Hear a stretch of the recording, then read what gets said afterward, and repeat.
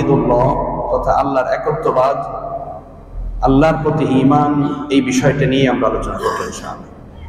প্রশ্ন আসতে পারে যে আসলে আল্লাহর প্রতি ঈমান এটা তো আমরা সবাই রাখি, এটা নিয়ে আসলে এত আলোচনার কি হতে পারে, এটা নিয়ে আরো জানার কি আছে?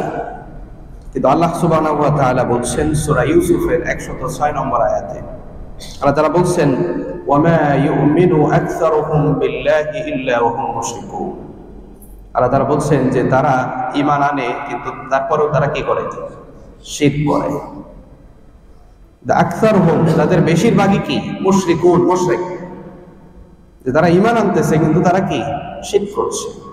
ভয়ঙ্কর ব্যাপার না? আমরা ঈমানদার কিন্তু শিরক করছে। অথচ শিরকের ব্যাপারে আল্লাহ তাআলার ঘোষণা হচ্ছে কি? ইন্নাল্লাহা লা ইয়াগফিরু আন ইউশরাকা বিহি ওয়া ইয়াগফিরু মা দুনা যালিকা লিমান ইয়াশা। আল্লাহ তাআলা বলছেন যে তিনি কি করবেন?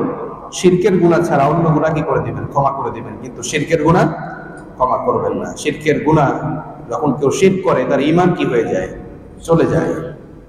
আল্লাহর সাথে শিরক করা এর চেয়ে আর বড় জুলুম কখনো হতে পারে না। আল্লাহ তাআলা বলছে ইন্না শিরকা লা যুলমুন আযীম, নিশ্চয় আল্লাহর সাথে শিরক করা একটা বড় ধরনের জুলুম।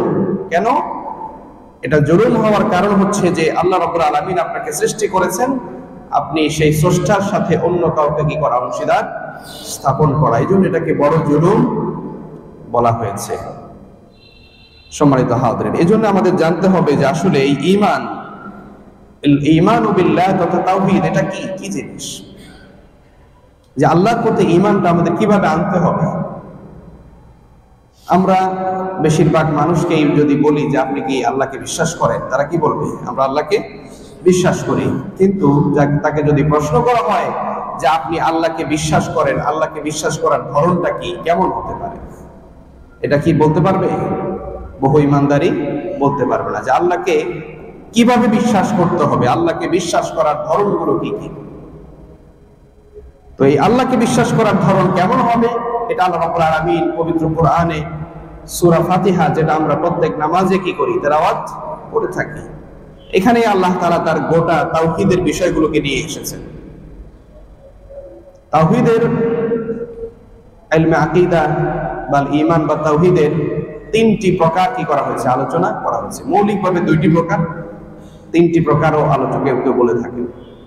তার একটি হচ্ছে তাওহীদ আর রুবুবিয়্যাহ, রব হিসেবে আল্লাহকে এক বলে স্বীকার করা। দুই নম্বর হচ্ছে আত-তাওহীদ আল-উলুহিয়্যাহ, যে আল্লাহকে ইলাহ হিসেবে এক বলে কি করা? স্বীকার করা, যে আল্লাহ ছাড়া আর কোনো কি নেই, ইলাহ নেই।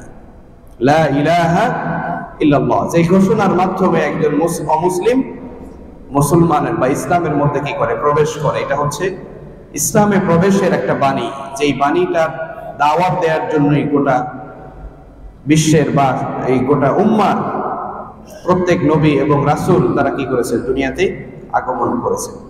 আদম আলাইহিস সালাম থেকে শুরু করে রাসূল করিম সাল্লাল্লাহু আলাইহি ওয়াসাল্লাম পর্যন্ত যত নবী এসেছেন পৃথিবীতে, সবারই দাওয়াত ছিল কি? আনি আবুদুল্লাহ ওয়াজতানিবুত তাগুত, যে তোমরা কি করো? আল্লাহর গোলামি করো, তাগুতকে কি করো? তাগুত থেকে দূরে থাকো, বিরত থাকো, তাগুতের পথে চলো না। আর গত জুমায় আমরা বলেছিলাম যে এই কালিমাতুত তাওহীদ এটা এসেছে এখান থেকেই, আনি আবুদুল্লাহ, তোমরা আল্লাহর ইবাদত করো, ওয়াজতানিবুত তাগুত, তাগুতকে কি? ছেড়ে দাও।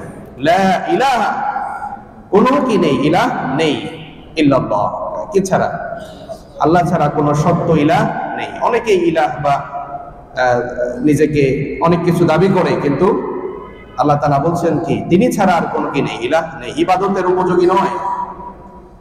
তো আমরা এখান থেকে আরেকটি প্রকার হচ্ছে তাওহীদ আসমা ওয়া সিফা, যে আল্লাহ তাআলার গুণবাচক কিছু নাম রয়েছে, যে আল্লাহ তাআলা কাদের, আর রহমান, আর রহিম, গফুর, সত্তার, করিম, এরকম আল্লাহ তাআলা রাজ্জাক, খালেক, মালিক, এরকম আল্লাহ তাআলার বেশ কিছু 99টি কি রয়েছে? গুণবাচক নাম রয়েছে। এই গুণবাচক নামগুলোর পূর্ণ মালিকানা কার? আল্লাহ সুবহানাহু ওয়া তাআলা। মানে এই গুণবাচক, এই গুণগুলোর সম্পূর্ণ অধিকারী কে? আল্লাহ তাআলা। এর সাথে কাউকে শরীক করা যাবে না। রাজ্জাক, রিজিক দাতা, আর কাউকে মানা যাবে? মানা যাবে না। রহমান, মানে যার উপরে আর কেউ কি দয়া করতে পারে না, যার চেয়ে বেশি। এটা আল্লাহ ছাড়া আর কেউ হতে পারে? হতে পারে না। এখানে আল্লাহর সাথে আর কাউকে শরীক করার কি নেই, সুযোগ নেই। তো এইভাবে আমাদেরকে তাওহীদের প্রতি কি করতে হবে? ঈমান, তাওহীদুল্লাহ, আল্লাহর প্রতি ঈমান রাখতে হবে। আমরা সূরা ফাতিহায় কি বলি? এই তাওহীদের প্রথম আয়াতেই তাওহীদের একটি প্রকার রয়েছে। কি রয়েছে? আলহামদুলিল্লাহি রাব্বিল আলামিন। সমস্ত প্রশংসা বিশ্ব জগতের বা জগৎ সমূহের কি রবের প্রতি। এই যে প্রথম বাক্যেই আমরা কি দিচ্ছি? যে আল্লাহকে গোটা যত জগৎ রয়েছে, এই শুধুমাত্র আমাদের এই বাংলাদেশ বা এই পৃথিবী নয়, যত জগৎ রয়েছে, আলাম, আলাম মানে বিশ্ব, মানে আপনি যেটা দেখছেন এটা হচ্ছে টোটালটাই কি বিশ্ব। আপনি যেখানে ভ্রমণ করতে পারছেন, ঘুরতে পারছেন, মহাকাশে বা পানির নিচে যেখানেই আপনি যান না কেন, এটা মিলে একটা আলাম, একটা কি আলাম। আর আল্লাহ তাআলার ব্যাপারে আমরা বলছি কি, তিনি হচ্ছেন এইরকম জগৎ সমূহের কি রব, রব্বুল আলামিন। যত জগৎ রয়েছে, সেটা হোক আখিরাত, হোক সাত আসমানের উপরে, পরে বা ভেতরে, যেখানেই থাকুক না কেন, সব যত কিছু আছে সবকিছু রবকে আল্লাহ সুবহানাহু ওয়া তাআলা। এই স্বীকৃতি আমরা দিচ্ছি, কিন্তু আমরা জানি না, করে ফেলি আলহামদুলিল্লাহি রাব্বিল আলামিন, পড়ছি, নামাজে দাঁড়িয়ে পড়তে থাকি, কিন্তু কি বলছি এটা কি নাই, স্মরণ নাই। এরপরে আরো একটা তার কিছু সিফাতি নাম আমরা উল্লেখ করি, তখন কি আর রহমানির রহিম। আর রহমান আর রহিম এটা আল্লাহ তাআলার একটা গুণবাচক নাম, যে তিনি দয়াবান, রহমান, রহিম, পরম করুণাময়, অসীম দয়ালু।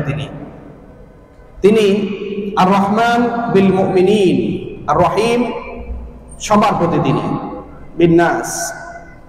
রহমান হলো তিনি বিশেষভাবে তিনি ইমানদারদের কি করেন, দয়া করেন। আর রহিম দ্বারা বোঝায় হচ্ছে, রহমান হচ্ছে তিনি গোটা বিশ্বের সমস্ত মানুষের প্রতি তিনি কি দয়াবান। আর রহিম বিল মুমিনিন, রহিম হচ্ছে যে তিনি স্পেশালি মুমিনদের প্রতি কি দয়া দেন, যারা ইমানদার, আল্লাহকে যারা বিশ্বাস করে, আল্লাহ তাআলা তাদের প্রতি বিশেষ কি দেন, রহমত দেন। কমন রহমতটা সবার জন্য। কমন রহমত কি? যেমন আল্লাহ তাআলা সবাইকে রোদ দেন, হিন্দু মুসলিম সহ যত ধর্মের লোক আছে, আল্লাহ তাআলা কি করেন, সবাইকেই বেঁচে থাকার যে সুযোগ সুবিধাগুলো আছে এগুলো আল্লাহ তাআলা দেন। স্বাভাবিকভাবে জীবন ধারণের জন্য যে এই ফ্যাসিলিটি দরকার, আল্লাহ তাআলা রহমান হিসেবে সবাইকে সমানভাবে কি দিচ্ছেন, পানি দিচ্ছেন না? যে অমুসলিম, আল্লাহ তাআলাকে তাকে পানি দিচ্ছেন না? পানি দিচ্ছেন, সূর্যের আলো দিচ্ছেন তাকে, তার যে শ্বাস প্রশ্বাস, অক্সিজেন, আল্লাহ চাইলে এগুলো মুহূর্তের মধ্যে বন্ধ করে দিতে পারেন না?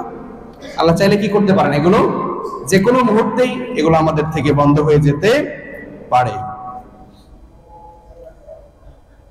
তো আল্লাহ তাআলা এইভাবে সমস্ত মানুষের প্রতি তিনি কি রহমান, আল্লাহ তাআলা দয়াবান। তো আমরা এই যে কিছু গুণবাচক নাম এখানে উল্লেখ করছি, আবার কি বলছি, মালিকি ইয়াউমিদ্দিন, বিচার দিবসের মালিক। তিনি মালিক, বিচার দিবস, এই যে মালিক, এটাও তার একটা সিফাত, এটাও তার একটা গুণবাচক নাম। আবার এরপরে কি বলছি, ইয়াকা না'বুদু ওয়া ইয়াকা নাস্তাঈন। এখানে আমরা আল্লাহ তাআলার তাওহীদুর রুবুবিয়্যাতের স্বীকৃতি দিচ্ছি, যে আমরা কেবলমাত্র ইয়াকা না'বুদু, আপনার কি করি, ইবাদত করি, গোলামি করি, ওয়া ইয়াকা নাস্তাঈন, এবং আমরা কি করি, আপনার কাছেই কেবল কি করি, সাহায্য চাই। এই যে তিনটা আয়াত, চারটা আয়াত আপনাদের সামনে পেশ করলাম, এই চারটা আয়াতের ভিতরেই আল্লাহ তাআলা কি আছে, তাওহীদের তিনটি প্রকার কি এর ভিতরেই আল্লাহ তাআলা দিয়ে দিয়েছে। সুবহানাল্লাহ। তো প্রত্যেক দিন কিন্তু আমরা এগুলো কি করছি। তো তাহলে এই তাওহীদ এত গুরুত্বপূর্ণ কেন?